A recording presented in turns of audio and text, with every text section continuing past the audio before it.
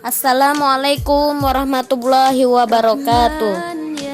Berikut ini adalah materi mengenai toharoh. Materi ini adalah materi pendidikan agama Islam untuk sekolah menengah pertama kelas 7 semester 1.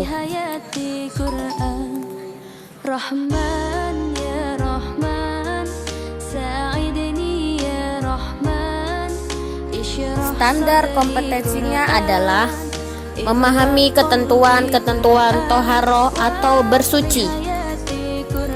Kompetensi dasarnya yang pertama, menjelaskan perbedaan hadas dan najis.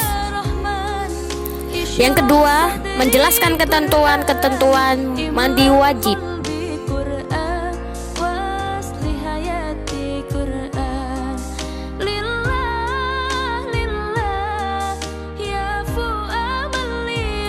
Pengertian toharoh. Toharoh menurut bahasa berarti bersih atau bersuci.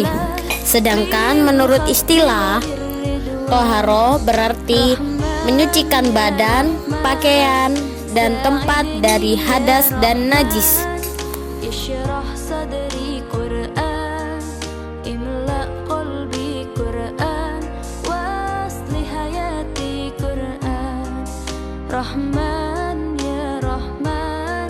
Macam toharoh. Toharoh dibagi menjadi dua. Yang pertama, toharoh dari najis, dan yang kedua adalah toharoh dari hadas. Toharoh dari najis berlaku untuk badan, pakaian, dan tempat. Cara menyucikannya dengan air yang suci dan menyucikan, yang biasa disebut air mutlak. Sedangkan untuk toharoh dari hadas berlaku untuk badan, seperti mandi, wudu, dan tayamum.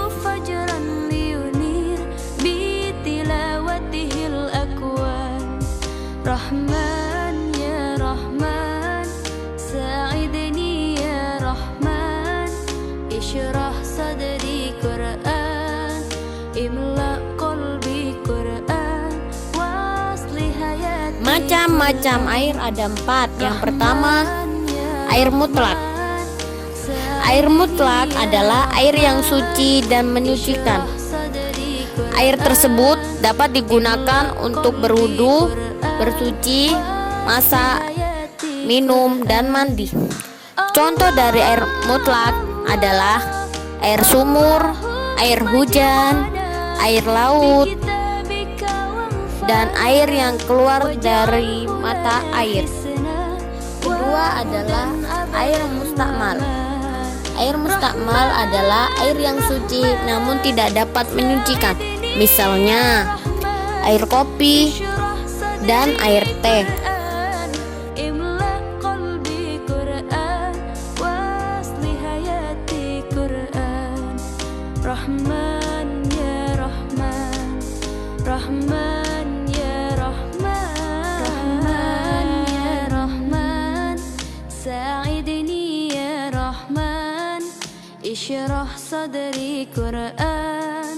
Macam air yang ketiga adalah air musamma. Air musamma adalah air yang suci dan menyucikan, namun hukumnya makruh digunakan untuk bersuci. Misalnya air yang terjemur oleh matahari dalam bejana. Macam air yang keempat adalah air mutanajis. Air mutanajis adalah air yang tidak dapat dipergunakan untuk berbagai hal, baik untuk konsumsi atau untuk bersuci.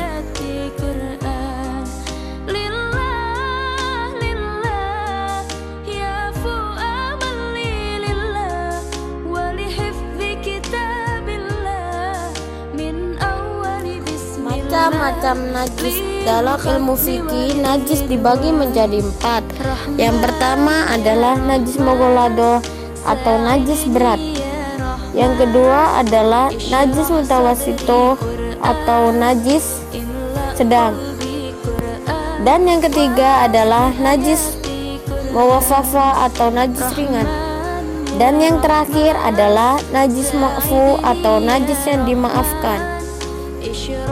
Najis mughalladho atau najis berat atau najis yang harus dicuci sampai 7 kali dengan air mutlak, dan salah satunya menggunakan debu yang suci atau air yang dicampur dengan tanah. Contoh dari najis mughalladho adalah air liur anjing. Najis yang kedua adalah najis mutawasito atau najis sedang. Najis mutawasito adalah najis yang dicuci dengan cara menggunakan air mutlak sampai hilang bau dan warnanya. Najis ini dibagi menjadi 2. Yang pertama adalah najis ainiyah dan yang kedua adalah najis hukmiyah. Najis ainiyah adalah najis yang masih terlihat zatnya, warnanya, rasanya, maupun baunya. Cara menyucikannya dengan menghilangkan zat, warna, rasa, dan baunya. Najis hukmiyah adalah najis yang kita yakini dengan adanya tetapi tidak ada zatnya, rasanya, warnanya, dan baunya, seperti air kencing yang sudah mengering. Macam najis yang ketiga adalah najis muhaffafah, najis yang dapat disucikan dengan memercikkan atau menyiram air di tempat yang terkena najis. Contohnya, najis air kencing bayi laki-laki yang belum makan apa-apa kecuali air susu ibu. Dan najis yang terakhir adalah najis ma'fu. Najis ma'fu adalah najis yang dapat disucikan cukup dengan air jika najisnya kelihatan. Apabila tidak kelihatan, tidak dicuci juga tidak apa-apa, karena termasuk juga najis yang telah dimaafkan. Contohnya adalah darah nyamuk.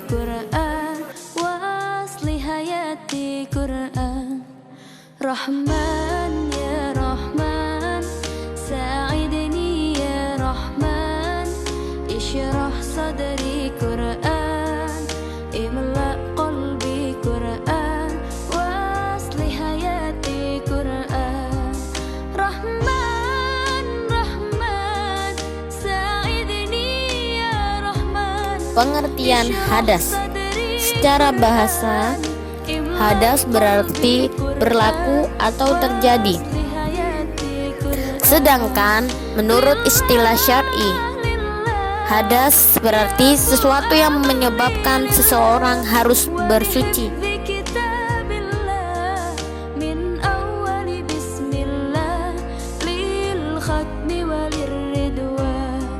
Rahman ya Rahman, sa'idni ya Rahman, ishrah sadri Qur'an, imla qalbi Qur'an, waslih hayati. Macam hadas. Hadas dibagi menjadi 2. Yang pertama hadas kecil, yang kedua adalah hadas besar. Ishrah sadri Qur'an, imla qalbi Qur'an, waslih hayati Qur'an. Ya nur ya nur, Hadas kecil. ya muhkamu ya Hal-hal yang termasuk dalam hadas kecil antara lain, yang pertama, bersentuhan langsung antara kulit laki-laki dengan kulit perempuan yang sudah balik dan bukan muhrimnya. Yang kedua, sesuatu yang keluar dari kubul atau dubur meskipun hanya angin. Yang ketiga, menyentuh kemaluan dengan telapak tangan. Yang keempat, tidur dalam keadaan tidak tetap. Dan yang terakhir adalah hilangnya akal seperti mabuk, gila, atau pingsan. Adapun cara menghilangkan hadas kecil adalah dengan berwudu. Namun jika tidak ada air juga bisa dengan tayamum. ساعدني يا رحمن اشرح صدري قرآن املأ قلبي قرآن Hadas besar. واصلح حياتي Hal-hal yang termasuk dalam hadas besar antara lain. Yang pertama, bertemunya alat kelamin laki-laki dan wanita, baik keluar mani maupun tidak. Yang kedua, keluarnya darah haid dan nifas. Yang ketiga, keluar air mani, baik ada sebabnya maupun tidak, seperti mimpi. Yang keempat, orang yang meninggal dunia. Cara menghilangkan hadas besar adalah dengan mandi wajib atau disebut dengan mandi janabah. Ya Rahman, Rahman ya Rahman.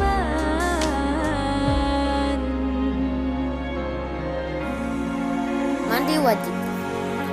Mandi wajib adalah mengalirkan atau meratakan air yang suci dan menyucikan ke seluruh tubuh disertai dengan niat dengan tujuan menghilangkan hadas besar. Niat inilah yang membedakan antara mandi biasa, mandi sunnah, ataupun mandi wajib. Mandi wajib juga dikenal dengan mandi janabah atau mandi janabah. I close my eyes to all the signs you put in my way. I walked every day further and further away. Rukun mandi wajib. Rukun mandi wajib ada 3. Yang pertama adalah niat. Niat artinya berniat atau mengaja menghilangkan hadas besar. Yang kedua adalah meratakan air ke seluruh tubuh. Dan yang terakhir adalah membersihkan kotoran yang melekat atau yang mengganggu sampainya air ke badan.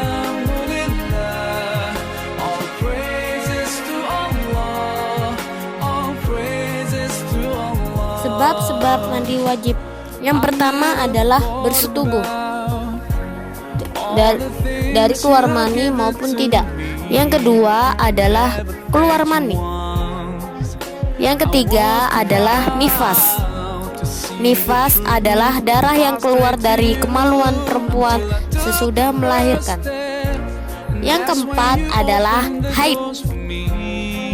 Yang kelima adalah meninggal dunia. Orang Islam yang masih hidup wajib memandikan orang Islam yang meninggal dunia, kecuali mati syahid. Alhamdulillah, Alhamdulillah.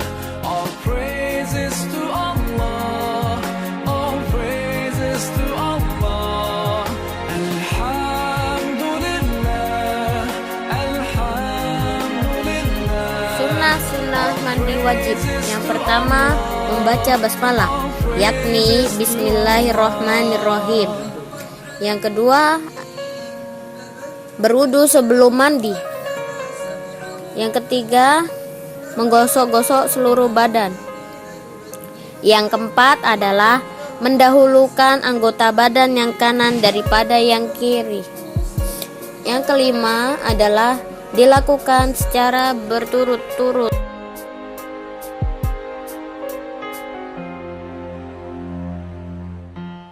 Allah, I wanna thank you. I wanna thank you for all the things that you've done. You've done for me through all my years I've been lost. You guided me from all the ways that were Cara mandi wajib. Yang pertama adalah membasuh kedua tangan. Membasuh kedua tangan terlebih dahulu dengan niat ikhlas karena Allah Subhanahu wa taala. Yang kedua adalah membasuh kemaluan dengan tangan kiri. Kemudian menggosokkan tangan ke tanah atau yang lainnya jika sekiranya ada bekas darah atau air mani yang melekat di tangan. Yang ketiga adalah berwudu. Yang keempat adalah memasukkan jari-jari dengan dibasuhi air ke pangkal rambut. Yang kelima adalah menuangkan air ke atas kepala 3 kali. Diteruskan seperti mandi biasanya. Kemudian yang terakhir adalah membasuh kedua kaki. mendahulukan kaki kanan terlebih dahulu daripada kaki kiri. All praises to Allah.